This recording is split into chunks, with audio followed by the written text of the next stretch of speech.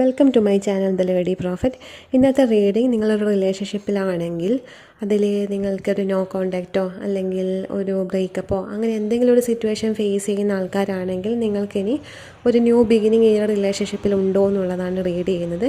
അപ്പോൾ ഇതൊരു collective reading ആണ്, ടൈംലെസ് ആണ്. എപ്പോഴാണോ കാണുന്നത് അപ്പോൾ മുതൽ വാലിഡ് ആയിരിക്കും. കാർഡ്സ് എന്താണെന്നുള്ളത് നോക്കാം.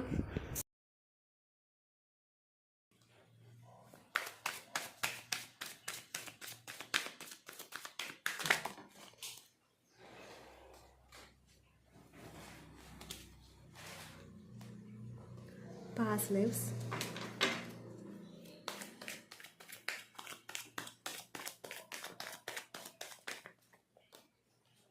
stress, fool,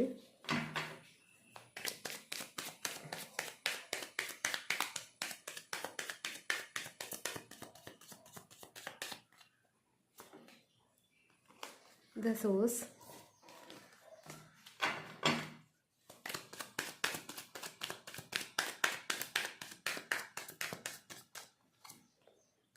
the outsider, mind, experiencing, consciousness,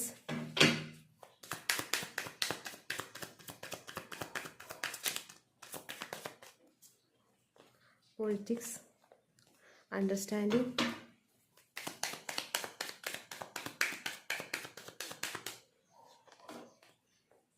projection, courage.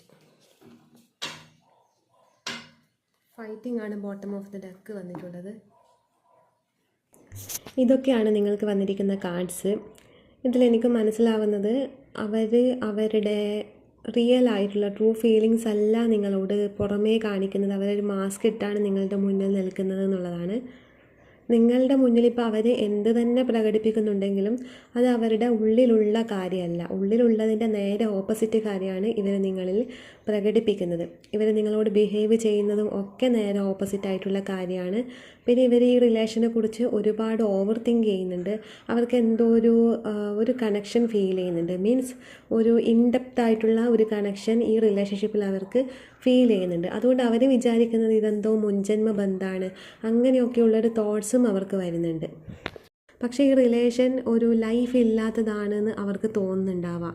അത് വരാനുള്ള കാരണം നിങ്ങൾക്ക് തമ്മിൽ മുന്നോട്ട് ഒരുമിച്ച് ജീവിക്കാൻ പറ്റാത്ത തരത്തിലുള്ള എന്തെങ്കിലുമൊക്കെ തടസ്സങ്ങൾ ഉണ്ടാവാം. അതുകൊണ്ടായിരിക്കാം അവരതിലൊരു ലൈഫ് കാണുന്നില്ല. ഇത് വർക്ക് ആകില്ല എന്നുള്ളൊരു തീരുമാനത്തിലാണ് അവരുള്ളത്.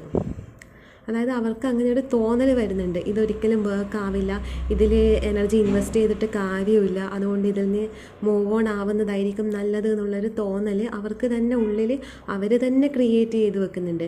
ഈ റിലേഷൻഷിപ്പിലുള്ള ബ്ലോക്ക് എന്ന് പറയുന്നത് അവരായിട്ട് ക്രിയേറ്റ് ചെയ്ത് വെക്കുന്ന ബ്ലോക്കിംഗ് എനർജിയാണ് ആ ഒരു റിലേഷൻഷിപ്പിൽ വരുന്ന ബ്ലോക്കായിട്ട് വന്നിട്ടുള്ളത്.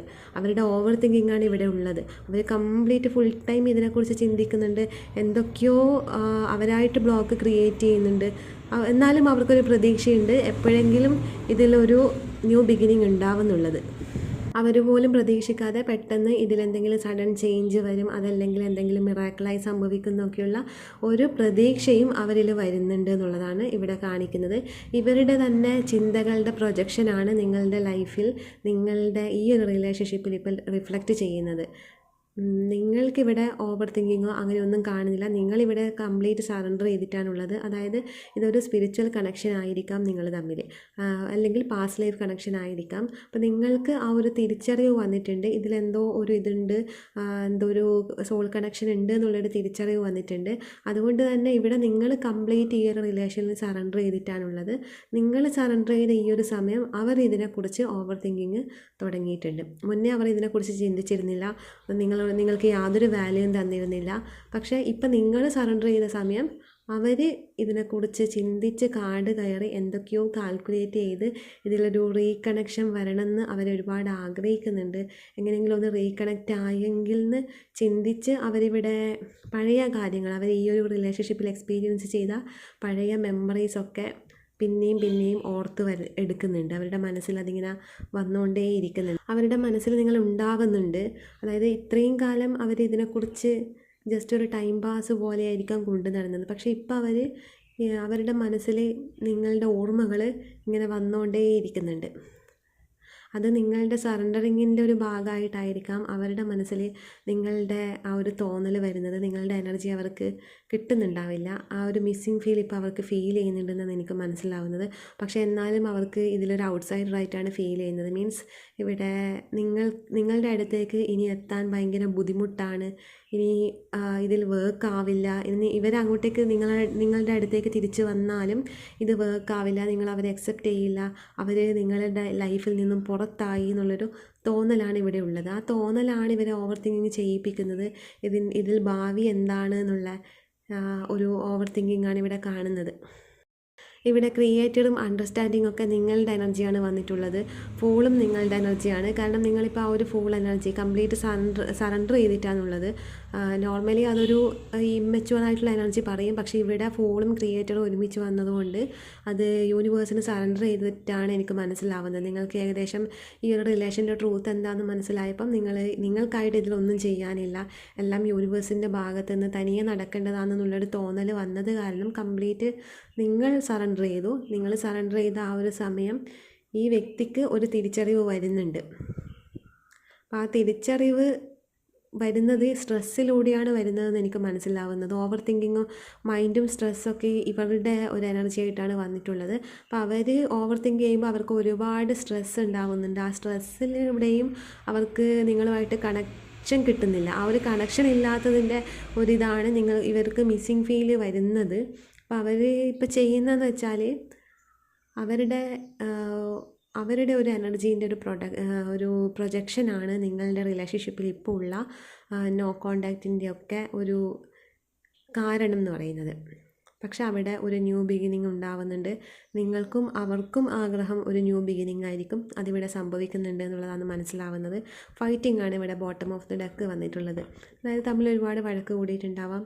അതിൻ്റെ എനർജി ഇപ്പോഴും നിങ്ങളുടെ ഈ ഒരു റിലേഷൻഷിപ്പിലുണ്ട്. അത് ഹീലായിരുന്നില്ല. അവരുടെ മനസ്സിൽ അത് ഒട്ടും ഹീലായില്ല. നിങ്ങളുടെ മനസ്സിൽ അത് ഹീലായിട്ടുണ്ടാവാം. നിങ്ങൾ ആ കംപ്ലീറ്റ് സറണ്ടർ ചെയ്തതും അതുകൊണ്ടായിരിക്കാം. പക്ഷെ അവരുടെ മനസ്സിൽ ഇതുവരെയും ആ ഫൈറ്റിങ്ങിൽ ഉണ്ടായിരിക്കുന്ന ആ ഒരു പെയിനിൻ്റെ ഒരു എനർജി അവിടെ ഹീലായില്ല.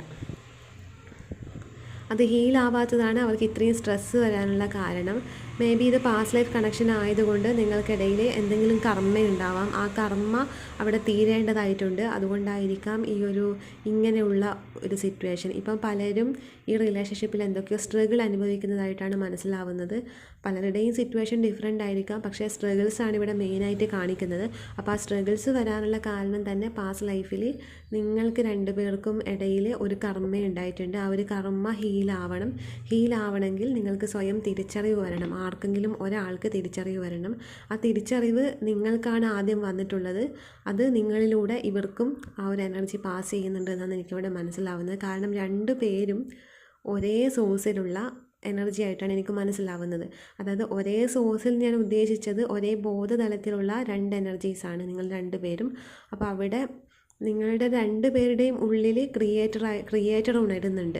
നിങ്ങൾക്ക് ഉണരുമ്പോൾ അവർക്കും അതിലൂടെ എന്തോ ഒരു കാര്യം അവർക്കും റിഫ്ലക്റ്റ് ചെയ്യുന്നുണ്ട്. അപ്പോൾ ആ ക്രിയേറ്റർ ഉണരുമ്പോൾ നിങ്ങൾക്ക് തന്നെ ഈ ഒരു റിലേഷൻഷിപ്പിൽ നിങ്ങൾക്ക് വേണ്ട വിധത്തിൽ ഇത് വരുത്തി തീർക്കാം.